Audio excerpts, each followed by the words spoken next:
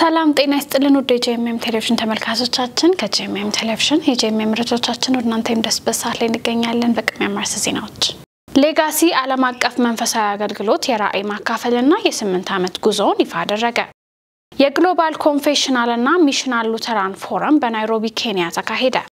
ከውጭ አርኪኦሎጂስቶች በገሊላ ከ1600 ዓመታት በፊት በሮማውያን ላይ በተነሳው የአይሁድ አመጽ ጊዜ የተቀበሩ 22 የመዳብ ሳንቲሞችን አገኙ። ከመረጃዎቹ ጋር ነሱና ያሳብራችሁ ቆይታ አድርጋለሁኝ አብራችሁ ነው። ሌጋሲ ዓለም አቀፍ መንፈሳዊ አገልግሎት የራዕይ ማካፈልና የ8 ዓመት ጉዞውን ይፋ አደረገ።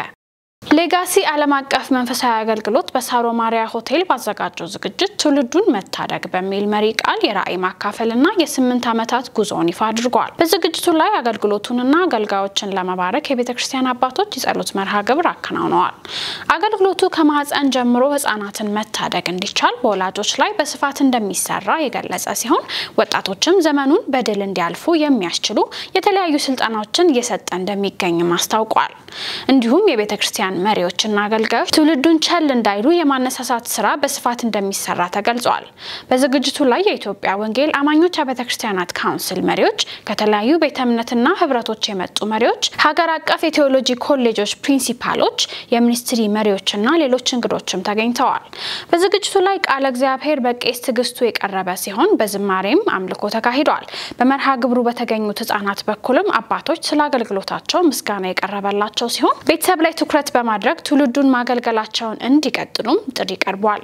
የዝግጅቱ ዋና መልእክት ትውልዱን የመታደግ ስራ ተጠናክሮ እንዲቀጥል የቤተክርስቲያን መሪዎች በገንዘብና በጸሎት ድጋፍ እንዲያደርጉ መልእክት ቀርቧል። የአገልግሎቱ ራዕይ ከ20 ዓመታት በፊት መገለጥ የጀመረ ሲሆን ሌጋሲ ዓለም አቀፍ መንፈሳዊ አገልግሎት የሚለውን ስያሜ አግኝቶ በመንግስት ከተመዘገበና በይፋ ስራ ከጀመረ ደግሞ 9ኛ ዓመቱ እንደሆነ ተገልጿል። እንዲሁም በኢትዮጵያ የወንጌል አማኞች ቤተክርስቲያናት ካውንስልም ተመዝግቦ እየተንቀሳቀሰ ይገኛል። ከሲያትልና ከቨርጂኒያ የአገልግሎቱ ደጋፊዎች አገልግሎቱ ያከናወነ የሚገኝበትን ተግባር በጎ ተጽዕኖ በመግለጽ ምስክርነታቸውን አካፍለዋል።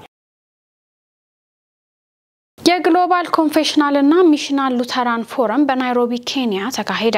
ፎረሙ በቤተክርስቲያን አገልግሎት የደቀ መዛሙርና ሚስዮን አገልግሎትን ዋና ማዕከል ማድረግ በሚል ዓላማ በ2015 እንደ አውሮፓውያን አቆጣጠር በአሜሪካ ዳላስ ቴክሳስ የተቋቋመ ሲሆን ከተለያዩ ሀገራት በሚስዮንና ኮንፌሽናል ሉተራዊ ማንነትን በመጠበቅ ዙሪያ አንድ አይነት አስተሳሰብ ያላቸውን ሉተራውያንን ያሰባሰበ ነው።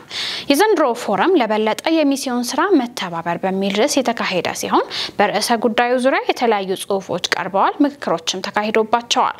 የኢትዮጵያ ወንጌላዊ ቤተክርስቲያን መካነ ኢየሱስ በአራት መልእክተኞች ተሳተፈች ሲሆን የቤተክርስቲያኒቱ ፕሬዝዳንት ቄስ ዶክተር ዮናስ ይገዙና የቤተክርስቲያኒቱ ጠቅላይ ጸሐፊ ቄስ ዶክተር ተሾመ አመኑ ስለ ቤተክርስቲያኒቱ ሁለንተናዊ አገልግሎት ልምድ አካፍለዋል።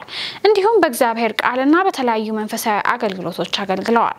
የቤተክርስቲያኒቱ መካነ ኢየሱስ ሴሚናሪየም ፕሬዝዳንት የሆኑት ቄስ ዶክተር ምስጋና ማቴዎስ ስለ ሴሚናሪው አገልግሎት ጽሑፍ ያቀረቡ ሲሆን የቤተክርስቲያኒቱ የልጆችና የወጣቶች አገልግሎት መምሪያ ዳይሬክተር የሆኑት ቄስ ወንድማገኝ ኡዴሳ የ21ኛ ክፍለ ዘመን ወጣቶችን በወንጌል መድረስ በሚል ርዕስ ጽሑፍ አቅርበዋል። ፎረሙ እስካሁን ያለውን የጉዞ ሂደት በመገምገም በቀጣይ ትኩረት የሚሹ ጉዳዮች ላይ መክሮ አቅጣጫ በማስቀመጥ ተጠናቋል። መረጃው የቤተክርስቲያኒቷ ገጽ ነው። የልጆች አስተዳደግ ላይ ሲሰጥ የቆየው ስልጠና ተጠናቀቀ። የኢትዮጵያ ሙሉ ወንጌል አማኞች ቤተክርስቲያን በልጆች አስተዳደግ የወላጆችና የልጆች ግንኙነት ላይ በሐረርና በጅማ ከተሞች ሲሰጥ የቆየው ስልጠና ተግባራዊ ምዘናውን ላካሄዱ ሰልጣኞች ዲፕሎማት ሰጥቷል። በፕሮግራሙ ላይ የክልሎቹ ፕሬዝዳንቶች ስልጠናውን የሰጡት እህት አጥናፍ ብርሃኑ ከኖርዌይና የአጥቢያ መሪዎች የቤተ እምነት ተወካይ ተገኝተዋል። ሰልጣኞች ለ8 ሳምንታት በአጥቢያዎቻቸው ወላጆችን ሲያሰለጥኑ የቆዩ ሲሆን የኢንተርናሽናል ቻይልድ ዴቨሎፕመንት ወይም ICDP ሰርቲፊኬት ተሰጥቷቸዋል። ከተጠናቀቀ ስልጠና ጎን ለጎን በድሬዳዋ አዲስ ስልጠና የተጀመረ ሲሆን በቀጣይ በሌሎች ክልሎች ለመስጠት የታቀደ መሆኑን ከአገልግሎት ክፍሉ ያገኘነው መረጃ ያመለክታል። ወንጌል ለትውልድ ሚኒስትሪ በአልዱባ ዙሪያ አዲስ የአምልኮ አዳራሽ አስመርቋል። የወንጌል ለትውልድ ሚኒስትሪ ወይም G4G በደቡብ ኦሞ ዞን በበና ጻማይ ወረዳ በአልዱባ ዙሪያ ስድስተኛውን የአምልኮ አዳራሽ ግንባታ አጠናቆ አስመርቋል። ይህ ፕሮጀክት ከሰሞኑ ከመካነ ኢየሱስ ቤተክርስቲያን ጋር በትብብር የተሰራ ሲሆን በ9 የሚኒስትሪው አባላትና በቤተክርስቲያኑ አባላት የጉልበት ስራ ተሳትፎ እንደተጠናቀቀም ተገልጿል።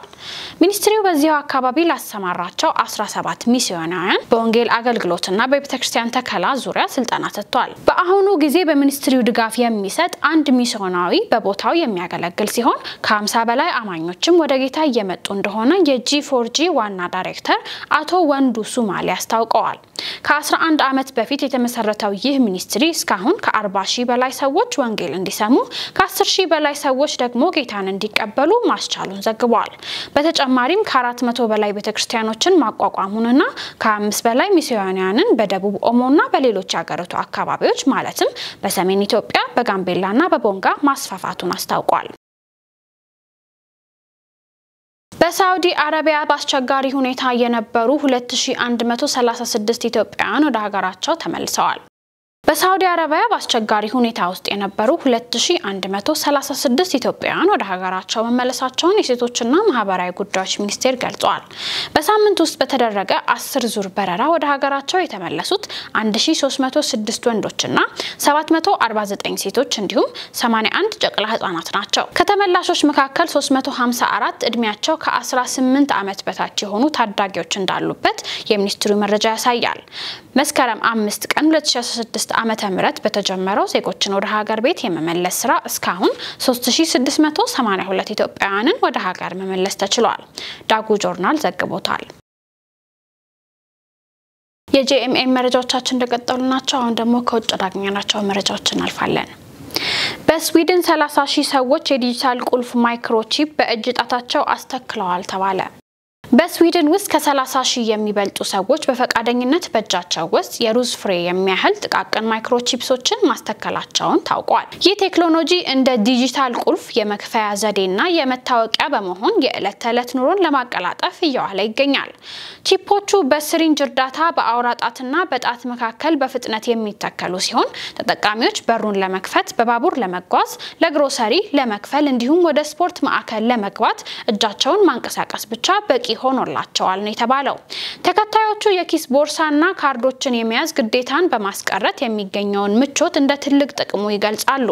ይሁን እንጂ የዚህ ቴክኖሎጂ አዝማሚያ መስፋፋት በብዙ ወገኖች ዘንድ ስለ ግላዊነት ክትትልና የሳይበር ደህንነት ከፍተኛ ስጋትን ፈጥሯል። ተቺዎቹ ቺፖቹ ሊጠለፉ ወይም ሃክድና መረጃ ያለአግባብ ሊውል ይችላል የሚል ስጋት ሲያነሱ፣ ደጋፊዎቹ ግን ቺፑ ከውጪ መረጃ የማያስተላልፍ በመሆኑ ለከፍተኛ ክትትል አያጋልጥም በማለት ይከራከራሉ።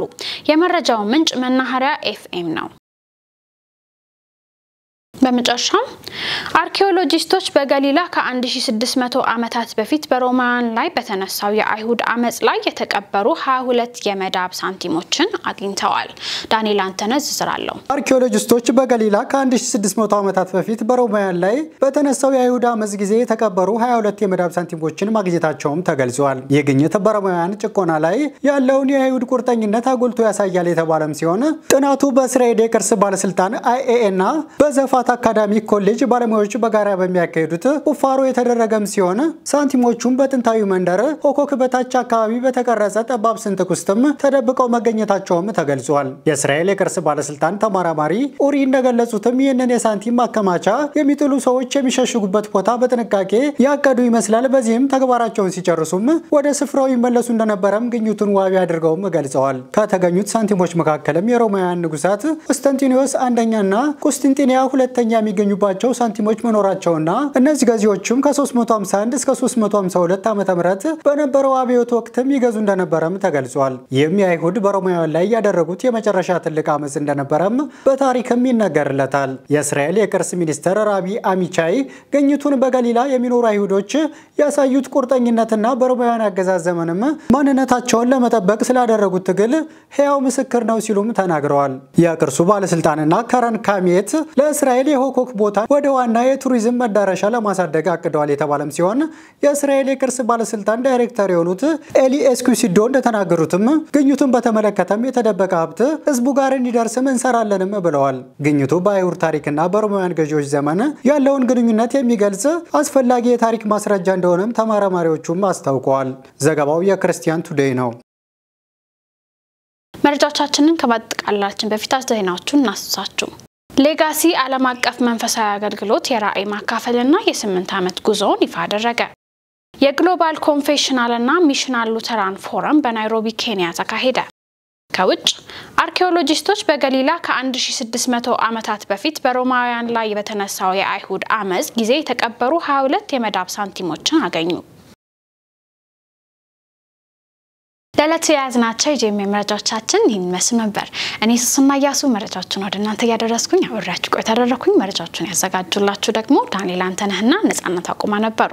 ከቀሪ የጄኤምኤም ቴሌቪዥን ፕሮግራሞቻችን ጋር መልካም ቆይታ